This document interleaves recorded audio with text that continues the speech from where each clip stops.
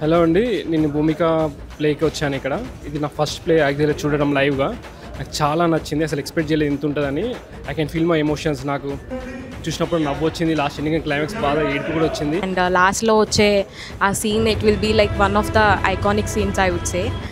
ఆర్టిస్టులందరూ చాలా బాగా ప్లే చేశారు. ఉదయ్ భాను గారి డిజైన్ స్పష్టంగా కొట్టొచ్చినట్టు కనపడుతూ ఉంటుంది.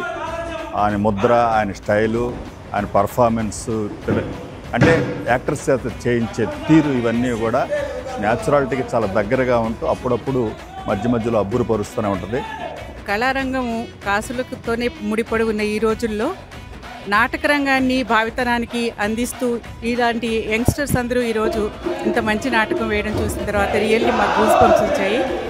ఈ విలేజ్ ప్లే చూస్తున్నంత వరకు నాకు సేమ్ మా విలేజ్ ఫీలింగ్, అంటే అట్మాస్ఫియర్లోకి నేను చాలా బాగా వెళ్ళాను.